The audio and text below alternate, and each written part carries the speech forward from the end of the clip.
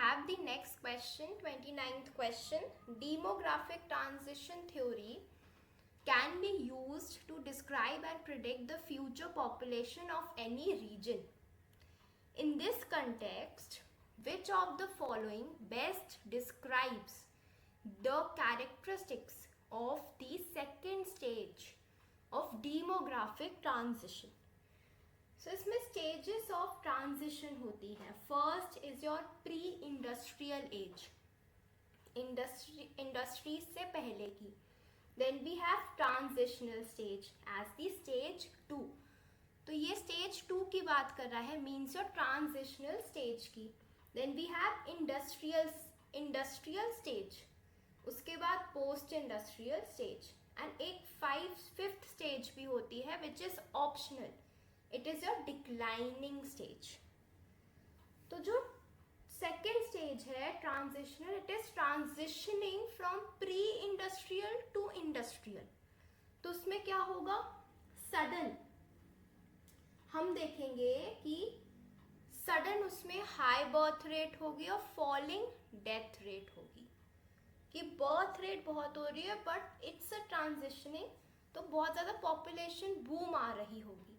तो ये it matches with our question option B. It is high birth rate and falling death rate. Pre industrial में क्या है? Birth rate भी high होती है, डेथ रेट भी हाई होती है. इंडस्ट्रियल में it is sort of stabilising और बर्थ रेट थोड़ी कंट्रोल हो रही होती है. पोस्ट इंडस्ट्रियल में it stabilises completely and declining में कि इट इज बर्थ रेट कम हो रही है, तो फिर वो डिक्लाइनिंग फेज में हमारा आ जाता है. तो इसके पूरे काफ़ी फेजेस हैं in detail which is important. तो सेकेंड स्टेज के लिए it is high birth rate and falling death rate. फिर उसके बाद we have 30th question. In the context of socio economic changes in societies over a period, which of the following best describes the difference between growth and development. So this is economics में we have covered in economics कि growth और development में क्या difference है. कि हम सिर्फ quantity के ऊपर नहीं देखते, we see on quality, welfare. तो इसमें हम ऑप्शंस पढ़ते हैं. Both growth and development are quantitative changes, which is not the case. कि ये दोनों तो ऐसे नहीं है, तो ऑप्शन ए बाहर हो गया. बी इज सेइंग कि ग्रोथ क्वांटिटेटिव है whereas development is qualitative. Okay, growth and development are both qualitative. दोनों नहीं है. Growth is a qualitative and development is a quantitative. So economics में we have seen कि growth is like only based on numbers, तो मतलब ये quantity के ऊपर फोकस करता है बस. लेकिन डेवलपमेंट को हमने लिंक करा था empowerment से, which is a quality. तो option B is the answer. तो this question relates to human geography and economics में वो टच होगा, वो ओवरलैपिंग पोर्शन है. Then we have, which one among the following industries is the maximum consumer of water in India? This question is interesting. सबसे ज़्यादा water. तो हम एक कभी recently 2023 अराउंड 2023 अराउंड काफ़ी न्यूज़ आ रही थी इस पे कि थर्मल पावर पे वाटर यूसेज. तो it's answer is thermal power. उसमें काफ़ी पानी लगता है, पल्यूटिंग भी होती है टू वाटर बॉडीज, उनका डायरेक्ट डिस्चार्ज नहीं किया जाता. तो ये सब इसमें छोटी छोटी पॉइंट्स हमें मिलेंगे. Consider the following statements regarding energy resources. ठीक है, एनर्जी रिसोर्सेस पे क्वेश्चन है. All renewable resources of energy available on the earth are inexhaustible. All renewable resources of energy मतलब सारे आर इनएग्जॉस्टिबल. क्या ये स्टेटमेंट सही है? क्या हम इसको बोल सकते हैं कि देखो रिन्यूएबल रिसोर्सेज जैसे सोलर है, विंड है, उन्हें हम कंसिडर करते हैं कि वो इनएग्जॉस्टिबल है क्योंकि सोलर एनर्जी रहेगी, विंड एनर्जी भी रहेगी, बिकॉज वो नेचुरली रिप्लेनिश होते जा रहे हैं. बट कुछ रिन्यूएबल रिसोर्सेस जैसे हमारे बायोमास है, अगर उसको हम मैनेज नहीं करेंगे तो वो डिप्लीट हो सकता है. तो सारे रिन्यूएबल रिसोर्सेस को ये नहीं बोल सकते कि वो इनएग्जॉस्टेबल है. उनका management, sustainable management is important. So यहाँ बात आ रही है सस्टेनेबल मैनेजमेंट की, सस्टेनेबल, तो वो इम्पोर्टेंट बात है. All non-renewable resources of energy are available on the earth are exhaustible. अब question 2 is correct. So the 1 is incorrect, 2 is correct. तो उसके accordingly only 2, अगर 2 only. Yes. Then we have primary economic activities are directly associated with the environment as they involve using Earth's resources. In this context, consider the following statements about various primary activities practiced around the world. Okay, how many of the above are correct? हमें correct बताना है. तो इसमें कह रहे हैं कि nomadic herding is a primary activity New Zealand में. Then second is commercial livestock rearing is a primary activity commonly practiced in Australia and USA. Then we have extensive commercial grain cultivation is a primary activity commonly practiced in Mongolia. तो ये not directly काफ़ी मतलब यहाँ वहाँ articles में छोटा मोटा कुछ हो तो उससे may be they have asked this question. तो इसमें आइडिया होना चाहिए कि क्या है क्या नहीं है. सो इफ वी से फर्स्ट कि नोमैडिक हर्डिंग जो हो रही है न्यूजीलैंड में कॉमन प्रैक्टिस नहीं है. अगर ये पता हो तो well and good. Second is correct कि कमर्शियल लाइफ स्टॉक होती है यूएसए में, ऑस्ट्रेलिया में, ये सी, लेकिन न्यूजीलैंड में नोमैडिक हर्डिंग नहीं होती.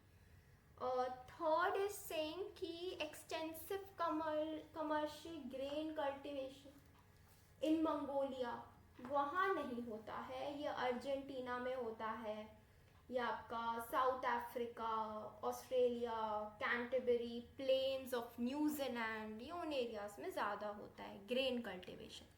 सो this is incorrect. So only 1. तो थोड़ा सा ये क्वेश्चन टफ था बिकॉज नो ऑप्शन एलिमिनेशन और सब पता होना चाहिए फ्रॉम स्टार्ट टू एंड. अब क्वेश्चन आ गया जैसे which of the following best describes the term truck farming. अब ट्रक फार्मिंग का हमें क्या मतलब हम समझते हैं. इसमें है कि ट्रक फार्मिंग क्या होता है. It's a commercial production of fruits, vegetables, flowers typically grown in areas near urban markets. तो इसमें क्या है कि अर्बन मार्केट्स के पास they are growing fruits and vegetables, truck से उनका ट्रांसपोर्ट करा दिया टू द मार्केट्स.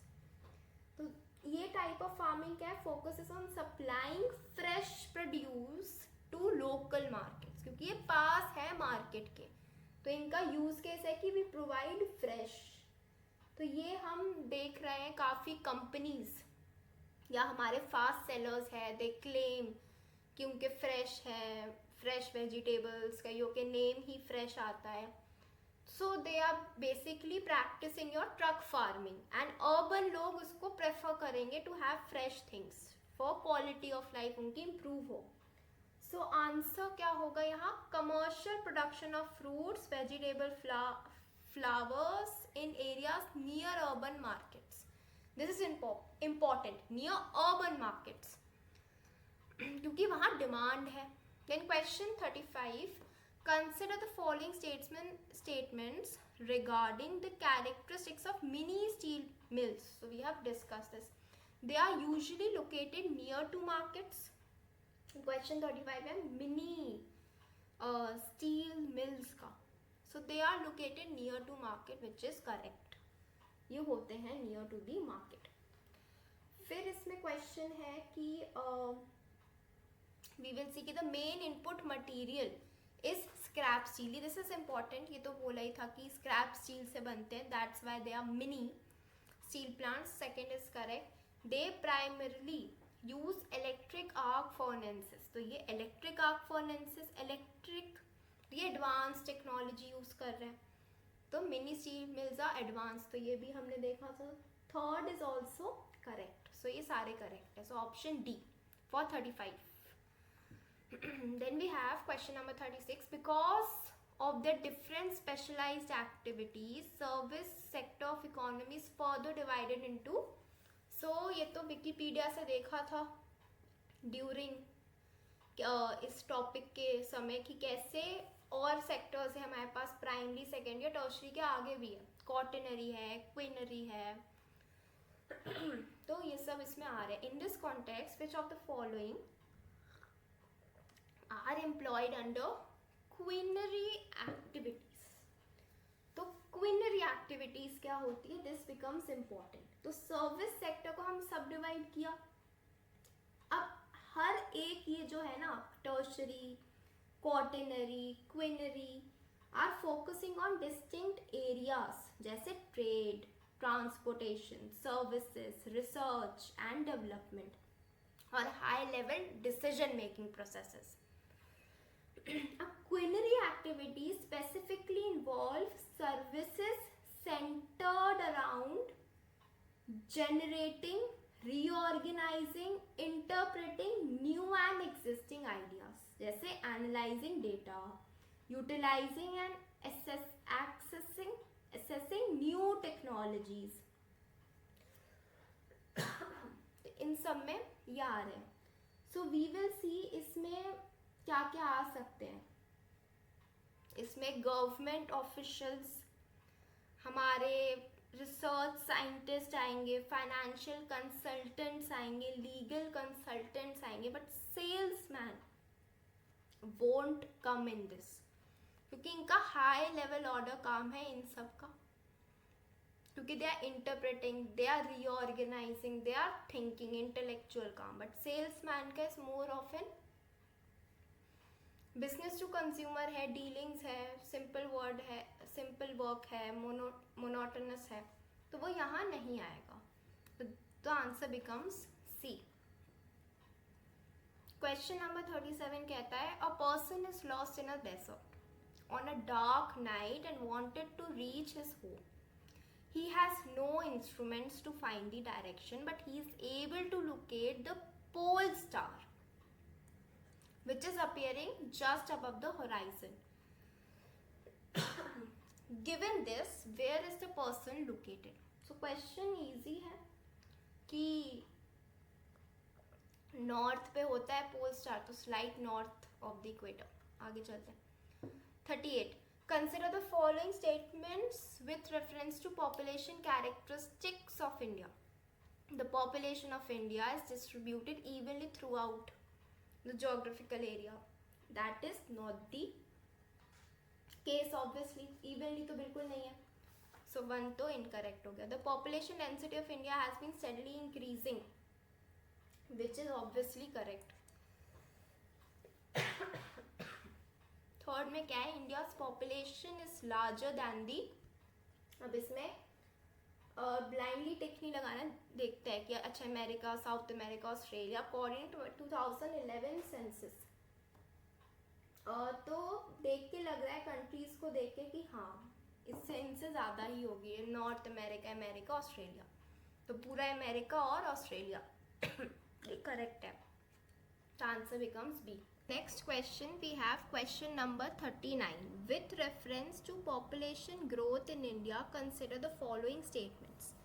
कि decades 1951 से लेके 1981 was the period of population explosion in India, primarily caused by decreasing crude death rate. Okay. फिर सेकेंड इसका क्वेश्चन पार्ट यहाँ है. Post 1990, after 1990, the primary factor responsible for slowing down the population growth in India is the decreasing crude birth rate. Okay, so it is talking about 2 times कि crude birth rate की बात हो रही है and crude death rate की बात हो रही है. तो जो स्टेटमेंट 1 है हमारा, उसको रिविजिट करते हैं. इट इज सेइंग कि 1951 से 61, 61 से 71, 71 से 81, मतलब 3 डिकेड्स में क्या क्रूड डेथ रेट कम हुई थी? हाँ, इट इज, क्योंकि 1951 और 81 पीरियड हमें याद है कि it is the period of population explosion था, बट इसमें इम्प्रूवमेंट इन हेल्थ केयर थी, सैनिटेशन थी, न्यूट्रिशन था, तो बर्थ रेट तो हाई ही थी उस समय, बट डेथ रेट सिग्निफिकेंटली कम हुई थी. ऑल्सो स्टेटमेंट 2 क्या कह रहा है? पोस्ट 1990, पोस्ट 1990 मतलब अभी के ऑनवर्ड्स, 1991 ऑनवर्ड्स, इसमें क्या है कि पॉपुलेशन ग्रोथ तो रही है बट ग्रेजुअली अब कम हो रही है. हम देख रहे हैं it is decreasing due to birth rates also, अब कम हो रही है. तो जब ट्रांजिशन पड़ता है पॉपुलेशन का कि इनिशियली दोनों हाई होती है, फिर डेथ कम होती है, फिर धीरे धीरे बर्थ कम होती है, फिर स्टेबलाइज होती है, फिर बर्थ रेट कम होने लगती है, उसे हम डिक्लाइनिंग बोलते हैं. तो अब इंडिया देख रहा है कि बर्थ रेट कम हो रही है, अब रिप्लेसमेंट रेट पे पहुंच गए हम. So both are correct for 39. Both 1 and 2. We have to tell correct statements. Question number 40. In developing countries like India, there is one common stream of migration, step migration. तो ये 4 इनने दिए हैं और बोला है कि step migration किससे मैच करता है. तो हम नाम में देख रहे हैं step. Step is like moving forward. तो हम इन क्वेश्चंस को पढ़ेंगे कि migration that occurs abruptly from rural to metropolitan without any intermediate stops. अच्छा ठीक है. Temporary migration for seasonal work followed by a return to the original location. तो ये स्टेप की तो बिल्कुल फॉलो नहीं करा. और विदाउट इंटरमीडिएट स्टॉप्स कह रहा है फर्स्ट, मतलब कोई स्टेप टाइप फॉर्मेशन अगेन नहीं है. अब फिर सी वाला बोल रहा है ऑप्शन की migration pattern characterized by circular movements, but step is not circular, it is like upwards or downwards, onwards जाना. D ऑप्शन कहता है कि progressive migration from rural areas to towns and then to a bigger metropolitan city. This is somewhat progressive, somewhat step like, तो D is the answer. Then we have your 41st question. Statement 2 दिए है, assertion reason type question है. तो ये हम इसमें बहुत ध्यान से देखते हैं कि सीधे स्टेटमेंट 2 को पकड़ो. एटलीस्ट 60% यूरेनियम इनरिचमेंट, बट हम जानते हैं कि यूरेनियम इनरिचमेंट 60% चाहिए ही नहीं, बस 3 से 5 बहुत कम चाहिए होता है, 60% बिल्कुल नहीं चाहिए होता है. तो स्टेटमेंट 2 हो गया फॉल्स, स्ट्रेट अवे ये है फॉल्स. अब ये हुआ फॉल्स, तो इसके चलते हुए सीधे आंसर बनता है सी. फर्स्ट को देखना है देख लो, बाकी क्वेश्चन स्पीड में ऐसे सॉल्व हो जाएंगे. देन क्वेश्चन नंबर 42 में again statement based assertion reason type हो गया. 42 इज सेइंग कि footloose industries are not tied to specific locations and can be located in a wide range of spaces.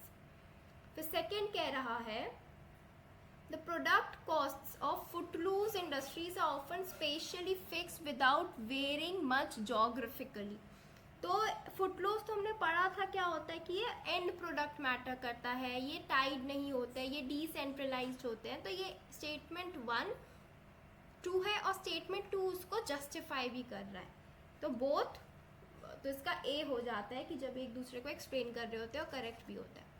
Then we have कि census of India कहता है कि has classified migrants into 4 streams. तो इनने 4 streams के नाम दिए हैं, उसमें से हमें highest migration as per 2011 census बताना है कि कौन सा सबसे ज़्यादा माइग्रेशन हुआ है.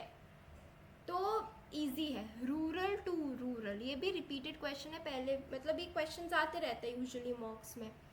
रूरल टू रूरल क्यों? क्योंकि मे बी देखा गया है कि फैमिली शिफ्ट होती है, आफ्टर मैरिज वुमेन का घर शिफ्ट होता है, तो वो एक काफ़ी बड़ा माइग्रेशन है. देन जो हमारे रूरल सेटलमेंट्स हैं उनका ऐसा नेचर है कि वो कभी डिस्पर्स्ड होते हैं, कभी क्लस्टर्ड फॉर्म है, और लोगों की शिफ्टिंग होती है, उस विलेज में ज़्यादा अपॉर्चुनिटीज़ मिली तो they are flexible to go to next village instead of going to a big city. तो रूरल टू रूरल ज़्यादा देखने को हमें मिलेगा. इसमें कल्चरल फैक्टर भी है, इकोनॉमिक फैक्टर भी है, काफ़ी फैक्टर्स है, और गांव से गांव जाने में मे बी उनको टफ नहीं लगता है, बट सिटी जाना is a major step. Then 44th question में in the context of rural settlements in India, Pali, Nagla, Dhania, which type of settlements? This is your 44th question. 44th question is हमारा कि ये क्या होगा, अभी इसको याद होगा, ये बड़ा स्पेसिफिक क्वेश्चन है, बट इट इज़ हैमलेटेड सेटलमेंट. तो ये सॉर्ट ऑफ ऐसा क्वेश्चन है कि सडनली आ गया. तो एनसीईआरटी में ये चीज़ है, बट तो we can cover this up कि इसमें एग्जैक्टली क्या है. तो हम ये देख सकते हैं कि जो रूरल सेटलमेंट्स है उनको ऐसे वेज में हम क्लासिफाई कर सकते हैं. ये 4 इसके टाइप्स है. उसमें से जो सेमी क्लस्टर्ड होते हैं, जैसे सेमी क्लस्टर्ड यहाँ दे रखा है ऑप्शन बी, और उसे फ्रैगमेंटेड भी बोलते हैं. वो due to restricted area of a disperse settlement. अगर बहुत रिस्ट्रिक्टेड एरिया, मतलब डिस्पर्स्ड है बट कुछ रिस्ट्रिक्टेड एरिया से, तो वो सेमी क्लस्टर टाइप फॉर्मेशन करेंगे. डिस्पर्स्ड या आइसोलेटेड में आइसोलेटेड हट्स होती है और बहुत वाइड स्पेसेस होती है. Then we have question number 45. ये बोल रहा है कि consider the following statements. Only one side of moon is visible. फिर वो कह रहा है स्पीड ऑफ रेवोल्यूशन की ये बात कर रहा है. तो स्टेटमेंट 2 साफ साफ इनकरेक्ट है, because moon takes to complete one revolution on its own axis. मतलब उसे 27 डेज लगते हैं कंप्लीट करने के लिए. 27 डेज में वो करता है around the earth, which is the same amount of time it takes to complete one rotation on its own axis. तो ये अभी चंद्रयान हुआ था, ये काफ़ी चीज़ें चली थी कि मून का मूवमेंट कैसा है, क्या स्पीड है, कितने डेज लगते हैं, डे की कितनी लेंथ है, तो उस हिसाब से ये क्वेश्चन रखा गया है. ऑल्सो तो सी हमें पता है इनकरेक्ट है, तो उसके चलते हुए एजर्शन रीजन टाइप में जब एक स्टेटमेंट इनकरेक्ट हो जाए तो बहुत ईजी हो जाता है आंसर निकालना. Then we have with reference to coal-based thermal power plants. ठीक है. फॉलोइंग स्टेटमेंट्स बताना है, करेक्ट बताना है. ये कितने इसमें करेक्ट है हमारे. None of them uses sea water. They can use sea water. ये गलत है. None of them is set up in water stressed district. तो अगर हम देखें तो 40% of India's ये coal based thermal power plants are situated in such areas जहाँ water stress हो रहा है.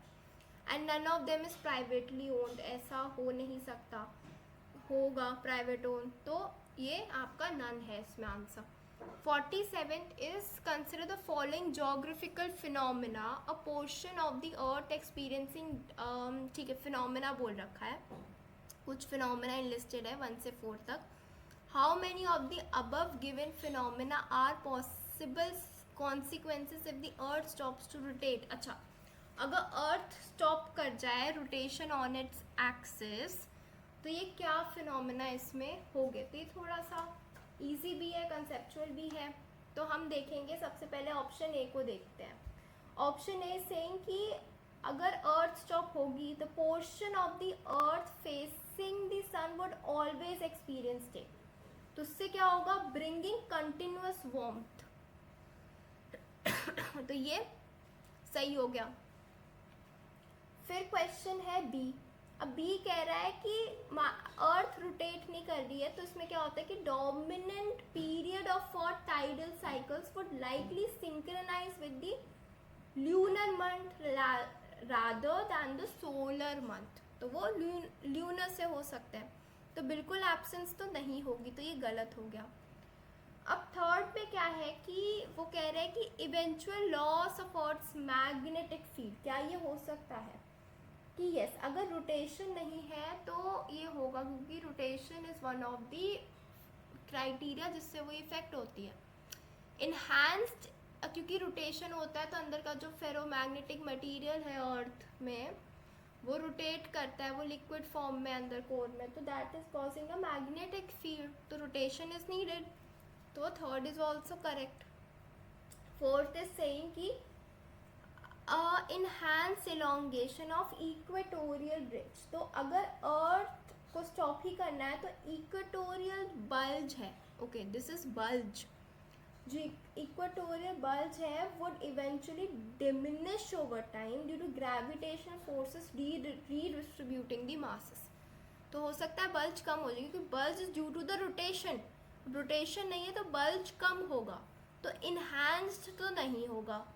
तो 1 and 3 ही करेक्ट है और हमें करेक्ट बताने हैं, कंसिडर द फिनोमेना जो हैपन होंगे। So 1 and 3 would occur, so only 2। Then we have question number 48, again assertion reason type है, तो एक बार इस पढ़ो स्टेटमेंट 1 को स्टेटमेंट 2 में। तो फर्स्ट देखो कि क्या ये सही है या गलत है। तो ये फर्स्ट कह रहा है degree of commercialisation of agriculture varies, हाँ ठीक है ये सही है। Statement 2, the demand of an agriculture product varies with time to time from region to region, और डिमांड भी वेरी करती है। तो अगर डिमांड वेरी कर रही है तभी डिग्री ऑफ कमर्शलाइजेशन भी डिफरेंट है। तो 1 and 2 सही है, और demand is deriving the commercialisation of agriculture, तो ये इसका रीज़न भी बन गया। तो 48 का ये हो गया। फिर उसके बाद we will see 49th question. अच्छा, तो ये सब दे रखा है, उसमें बताना है in the context of India following how many of the above pairs are incorrectly match. तो ये ध्यान से देखना है, इनकरेक्टली पूछा है। 49th का हम देखते हैं कि पेयर 1 देखो, तो ये gross cropped area, so we have covered GSA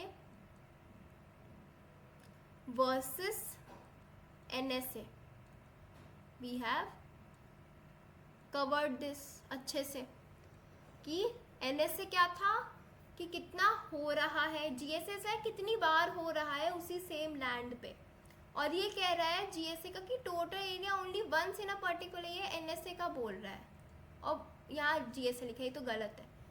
फिर लिखा है कल्चरेबल वेस्ट लैंड, और उसके अगेंस्ट क्या बोल रहा है एक बार पढ़ते हैं। ये बोल रहा है कि cultivable land that remains uncultivated for 1 year और लेस, बट ये तो करंट फैलो हुई ना 1 year और लेस कल्ट, तो ये तो इसके बता रहा है समवॉट राइट। तो ये जो करंट फैलो का है वो इसकी डेफिनेशन बता रहा है, तो ये तो सही नहीं है। फिर कल्चरेबल वेस्ट लैंड का देखो, rebel land that remains uncultivated but less than 5 years, तो ये कुछ इसका बता रहा है, तो ये उल्टा बता रहा है। तो एक तरीके से ये सारे ही इनकरेक्ट निकल गए, तो इसका आंसर हुआ इनकरेक्ट बताने थे तो ऑल 3। फिर last question for this mock 50th question is big trunk route an important international trade route connects which of the following continents।